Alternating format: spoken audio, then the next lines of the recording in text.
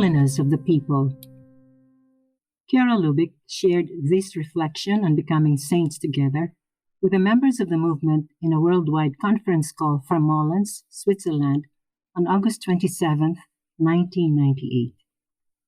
Today, I'd like to open my heart to all of you by communicating something I've been sharing with the participants of various courses here in Switzerland. It concerns our relationship with holiness.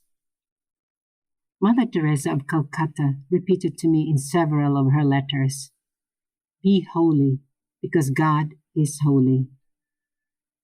Although this great saint was not the one who prompted a prayer of mine that I have been saying for quite some time, surely her words were like adding fuel to the fire. For years, in fact for many years, someone in my heart has been urging me to address these words to Jesus. Make me a saint in order to give a gift to Mary. I always felt that if I didn't reach the goal of holiness, something would be missing in my service to the movement.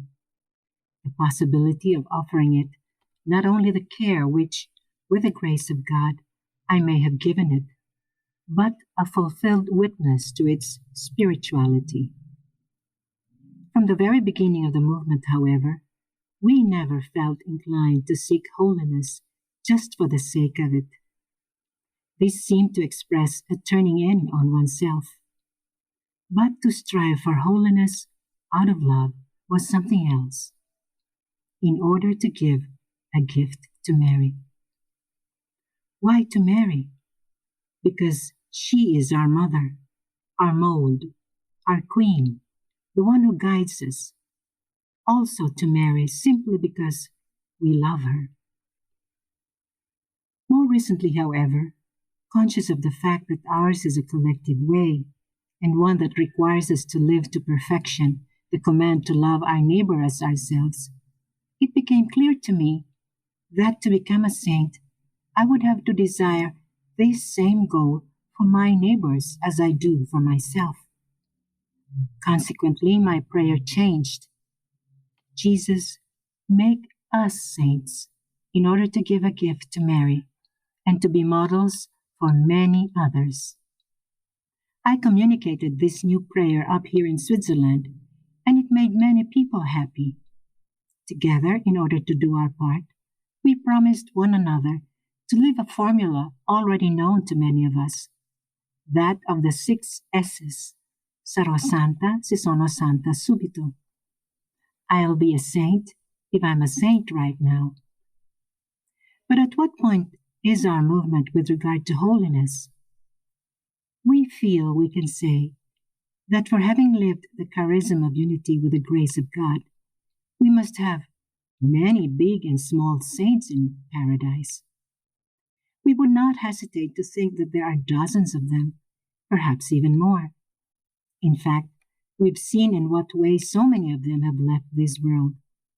And generally speaking, one dies as one has lived. Nevertheless, in our movement, rarely have we thought of presenting these persons to the church so that if she wished, she could begin a process of verification. Something is being prepared now for Egino Giordani, our Foco, and for Bishop Hemmerle, both co-founders of the Focolare movement. But that's it. Rather, it's the church herself, through her pastors, who is showing interest in preparing to introduce a process of canonization for 3 of our members, 2 Gen girls, our Focolare youth, and an adherent. 2 of these persons died at a very young age in order to safeguard their purity. But were we right as a movement not to have done anything in this regard? Perhaps the justification for this apparent omission of ours is clear today. The Lord does not ask of us an individual holiness, but for a communitarian holiness in which each of us must help our neighbor to become a saint. Then our neighbor will do likewise with his or her neighbor, as in a chain reaction. This is the kind of holiness that could be verified and highlighted someday for the edification of many in the church, a collective holiness, a holiness of the people. Isn't it wonderful? May heaven make it a reality. Meanwhile, let's commit ourselves personally with utmost determination, as of now, by living the 6 S's. Sarò santa se sono santa subito. I'll be a saint if I'm a saint right now. And let's help others to do the same.